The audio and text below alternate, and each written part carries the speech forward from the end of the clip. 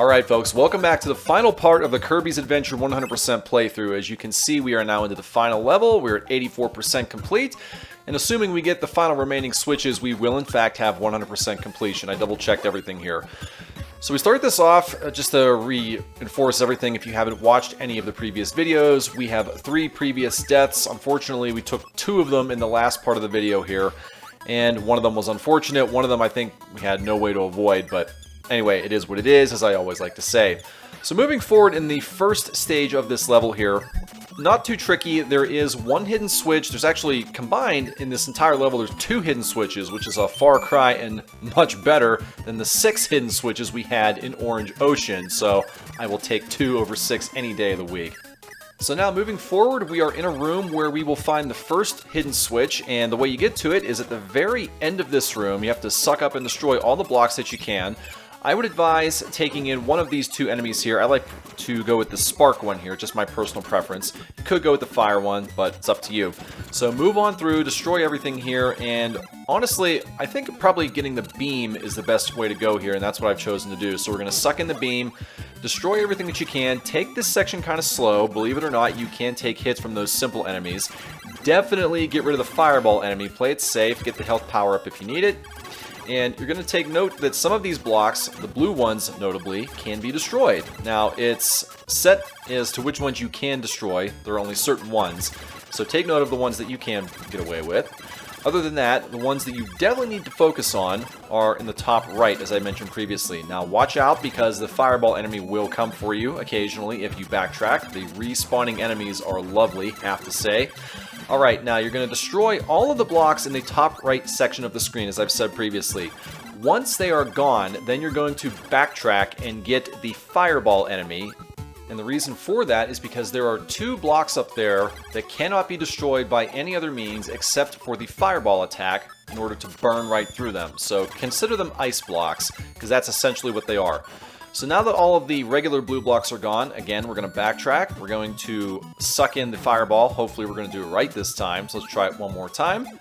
Go ahead and inhale it. We've finally got the fireball. Let's go back over here.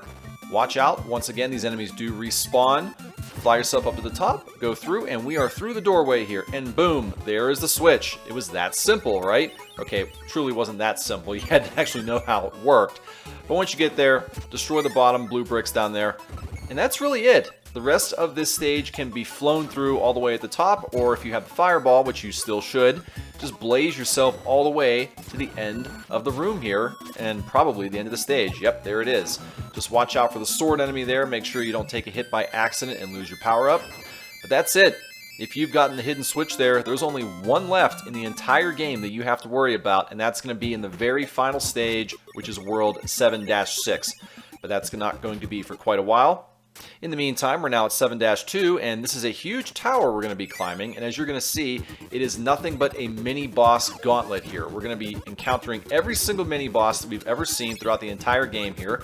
So this will give you a nice little refresher on strategy in order to beat these enemies if you've never actually played them or even tried to play them. If you like to bulldoze and blitz your way through these things, then perhaps playing normally is good for you.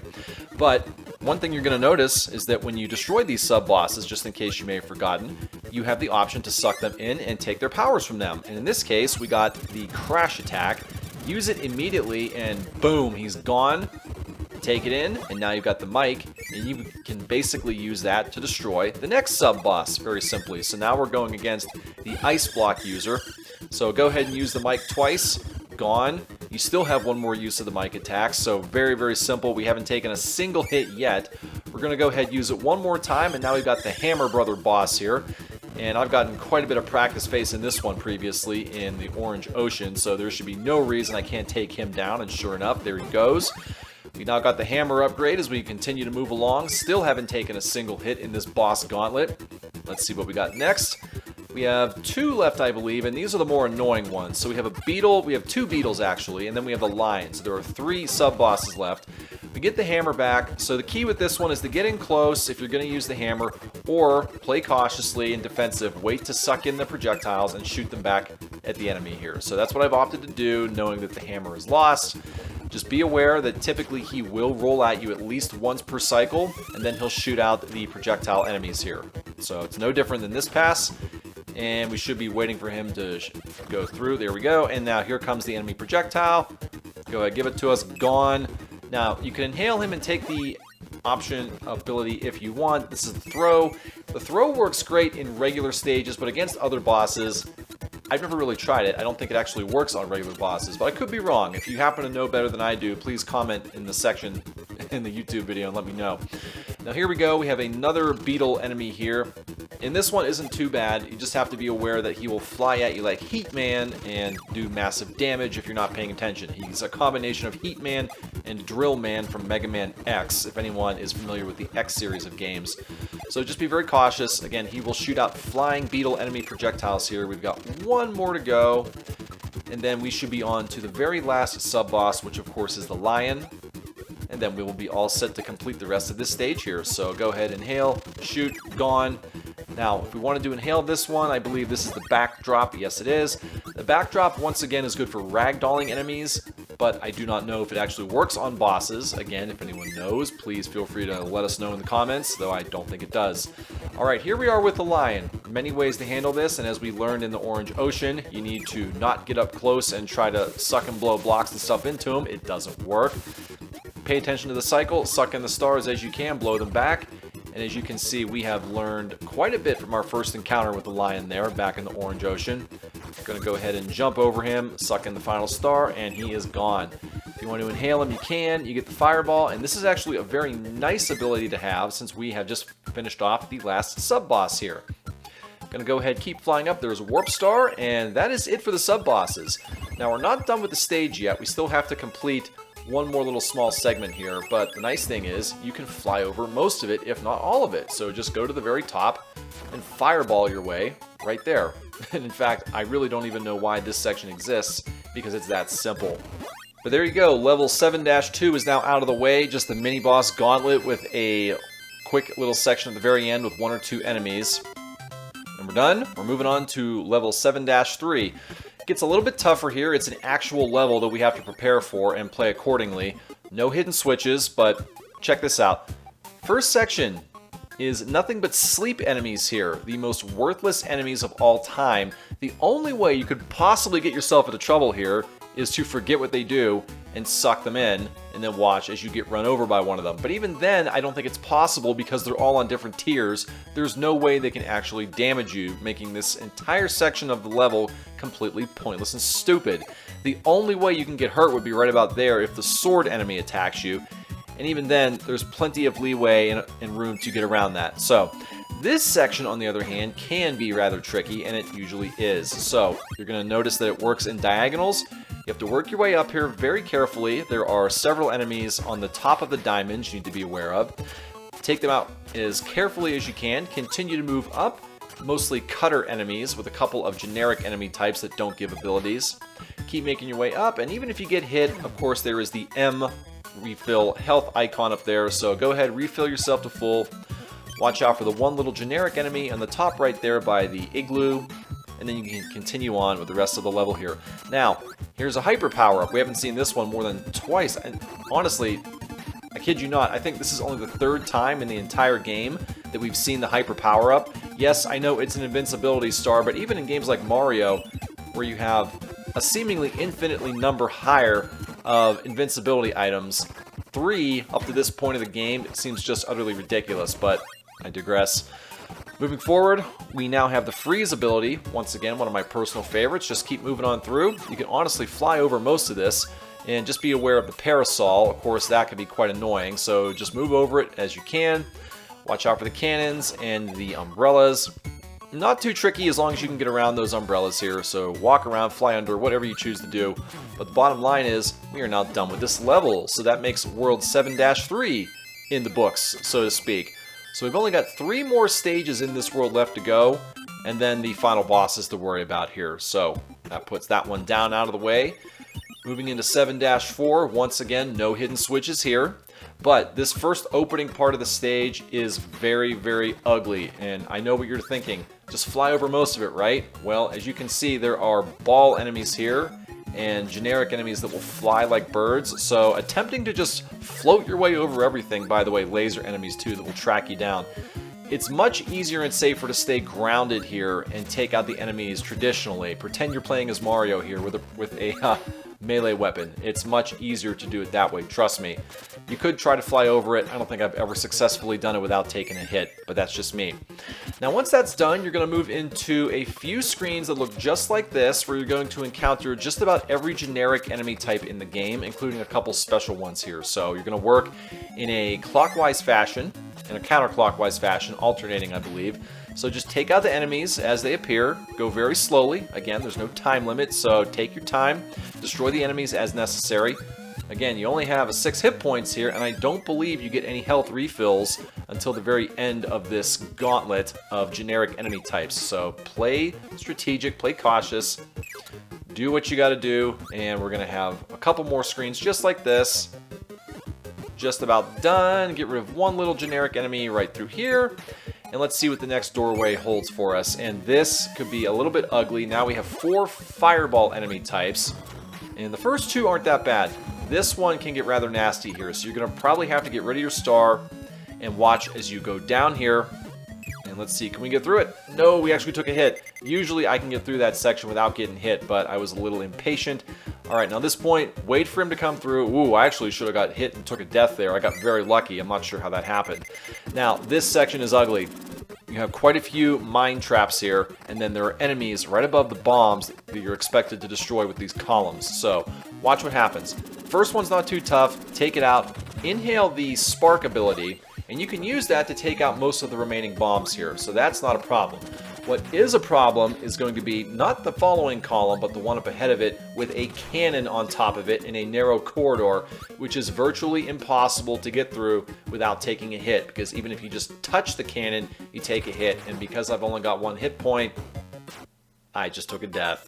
I was kind of anticipating taking at least another one here because, let's face it, this is the final level, and this is going to be very, very difficult, as you would expect it to be. But we're at 4, we got a couple more we can give, and hopefully that's the last one we're going to have. We're going to continue moving forward, and now that we have a full life bar, we can afford to get through this cannon section and taking a hit. So I'm just going to bulldoze my way through here, take the hit, I don't even care at this point. Get rid of the bomb. Oh, we actually got the star power back, check that out. Alright, we're going to keep moving forward, and oh, just to add insult to injury, that was the end of the level right there. So had we gotten through there with the hit point, we could have saved ourselves a death. But oh well, so that's 4 deaths. We have 3 more before we fail. We're now into stage 7-5. No hidden switches here, but you have a big emergency to look out for. Make sure you get to the very top of the screen, stay high, go slow, because you're going to have nothing but bombs dropping down and hitting the ground. And if you're on the ground, you're going to take a hit. And if you came in here with an ability, you're going to lose that ability every single time. So stay up there. That's all it is, just a gauntlet of bombs. Now this section can be rather annoying. You have a wheel enemy and there's a very low ceiling as well. So do what you gotta do to take this enemy down, but be very cautious. It's very, very easy to lose health here and potentially even lose a life if you're not careful. This boss is extremely annoying just because it stays so close to you and there's very little room to move and evade. So do what you need to do, as I always say. Take out the enemy as quickly as you can. You do not want to be losing lives in this section if you can help it, because guess what? If you die, you're going to start here all over again, and it's not going to be fun. It's going to force you to take this thing down. Now this part of the game is very, very interesting. Notice how there are star wands going up and going down from top to bottom. The way this works is if you see this section with the star at the top, if you jump, it's like a vacuum or an air pocket that will push you up.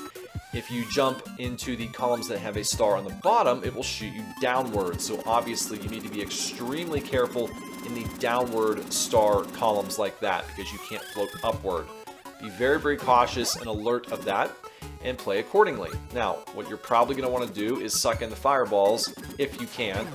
Ooh, now pay attention to this. I took a hit, and I probably should have died right there, right? But because I fell into a column with a star on top, I got pushed to the top with an air pocket, essentially, and I didn't die. So I was saved through sheer luck. Thank you very much for that. I appreciate it so much. Saved me some deaths. Alright, now this section here, you have a piece of rope and a wick that you could burn through. You would think there's a hidden switch in this cannon up here, right? Wrong. It will take you to a different section that will give you not 1, not 2, not 3, not 4, but 5. Yes, 5 extra lives. Normally, I would be all over that, but because, once again, you're limited to 7 deaths in this game, it's kind of pointless, so we just skipped right on past it. Alright, we're now into the final stage of the entire game, not counting the bosses. And check this out! If you are familiar with the original Kirby's Dream Land, you know this stage and this game very well. This is a throwback to the original Kirby's Dream Land, in clear black and white, clear as crystal.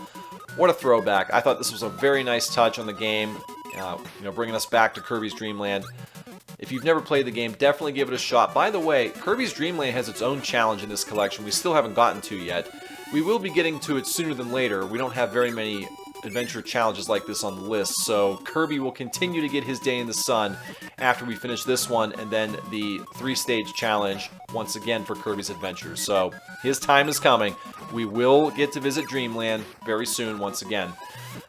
As far as the actual stage goes, it's nothing to write home about. It's one of the simplest stages in the entire game. You just have to move through, and I believe it's nothing but generic enemy types, if I'm not mistaken. You might have, yeah, you do a couple cannons. I don't believe you have any special ability types until the very end of the stage where you get to the exit here. So, take a look at it. A couple cannons. That's really it. It's nothing that any player can't handle. Now, you do have an extra life here. And you do have this hidden health power-up. It's not really hidden, but, get what you gotta get. Get through this door, and this should be the very end of the stage after we get through this palm tree section here. So, move on through. Keep on moving. You probably have some coconut bombs to watch out for. This could be a very annoying section, so if you can, try to fly up on top. Most of these enemies will not get you, especially down from the water, so I strongly encourage you to stay on top. Watch out for the coconut bombs, as always. And that's pretty much it. It's nothing you haven't seen before. It's nothing that any good, accomplished Kirby player cannot handle. So we're through the door. We have a couple more sections. Now we're into a hidden cave section. And we're going to get one more health power-up. See, I gotta say, this is extremely easy. I think they give us way too many health power-ups here, but I'm not going to complain that much. Now we're going to go down. You can opt to suck in a block if you really want to, or just go straight down. It's up to you. We've got full health. Play it as you will. Watch out for the hidden sea urchin in the air. If you need health, go ahead and grab it. I think I will. And here's one more door. Let's see what we got here. Now we're in the clouds. It looks like they're going to make us go through every single environment in the game before they allow us to leave. Now we have the Rabbites. They're going to give us quite a few of them here. They're going to tempt you to suck them in, thinking that's the only way to get by. Well, no, you can also fly underneath the clouds and very strategically go through this way. So don't be tricked into thinking that you have to suck those enemies in, because you don't. And that should be it. We made it through that section, thankfully. Now we're at the end. Okay, now this is a maze-like area. You're going to go down, work your way over to the right, and then back up again. So watch what happens here. We're going to finally be at the end of this level. You're going to come across your second and final hidden switch in the entire game for this level and the whole game. Burn your way through.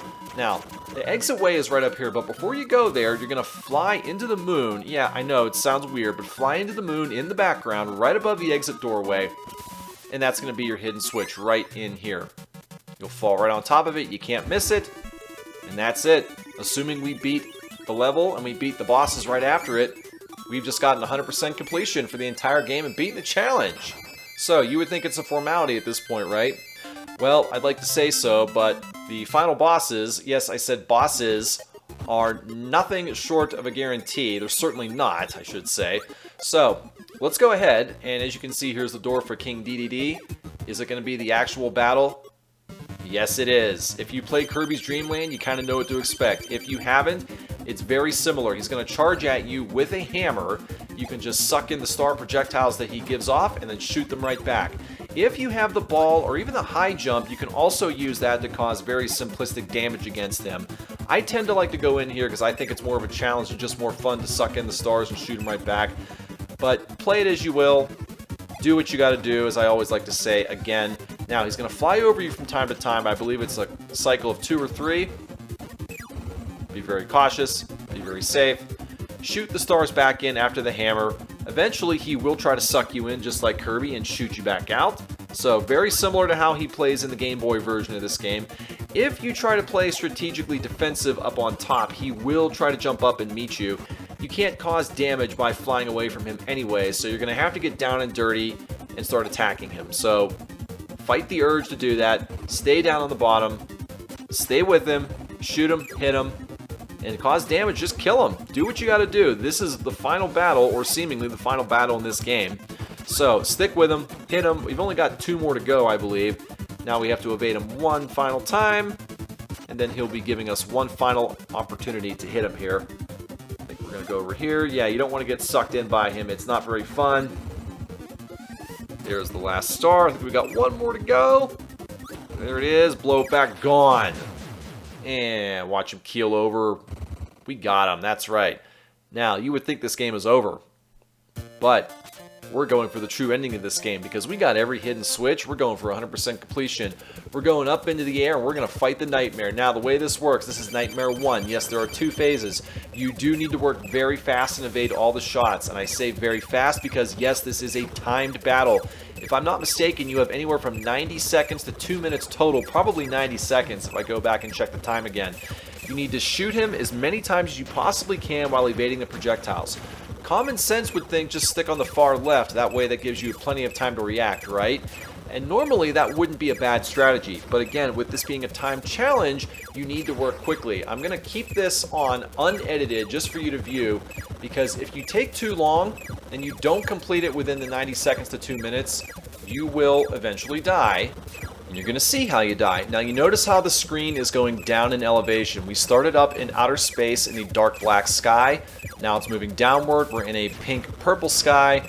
And eventually, if we continue to play defensive, act sluggish, and waste our time, you're going to see how this battle ends here. And in fact, it is going to happen very, very soon. So we continue to move down in elevation, and we're very close to beating him. So now you notice how the ground is coming into play. 1 more hit would have done it. I honestly believe we were that close to killing him. Unfortunately, we're going to go down to the ground, we're going to crash and burn, and that is an unfortunate death. I could have edited it out, but for the sake of being clear and transparent, I kept it in. So we're now at 5 deaths. 2 more and this is over. So we got to get serious here. No more playing strategic and defensive. We got to get up and aggressive and in his face here, and that's exactly what we're going to do. We're going to stay as close as we can. It's going to cause us to possibly take some hits we don't want to take, but we don't want to risk taking a death because we've only got 1 or 2 more to give before we fail this challenge. And we've come so far, I really don't want to have to blow 2 more hours getting up to this point in the game again. So take a look at the health. We've got him down to about 60%, almost 50% of his life bar left. Yeah, we've taken a couple of hits here, but that's a risk you're going to have to take if you want to get this challenge done within the 90 seconds to 2 minutes here. So we've got him a little under 50%. We're not doing too bad, honestly. We've only taken 2 hits, which is more than most people would take, especially if you're not familiar with this game. Oh, we took another one. 1 or 2 more hits should do it before we get out of the sky level. And I think this is just going to be right about 1 more. 1 more, 1 more. There we go. All right, we did it. So we're down to 50% of our life bar. We take the warp star, and we're going to fly into the moon, and we're going to have 1 final boss battle with this nightmare. Now, this is going to be quite the battle here, or at least you think it would be, right, for a final boss of the game. And if you don't know what you're doing, and if you've never played this before, then it can be quite a boss battle. But guess what? Even if you don't know what to expect, there's still a very simple way to feasibly cheese this. Now, of course, there's no guarantees, and you'll probably end up taking a hit regardless. But the way this works, this is an attack on him with melee. So, boss number 2, you're going to stick to the far left portion of the screen, and you're going to jump and shoot whenever it's possible. That's really all there is to it. The way you cause damage to this boss is eventually he will open himself up to an attack when his cape is up. When that happens, that means he is vulnerable to attack, like right about now. So if I jumped high enough, there we go, we got a hit on him.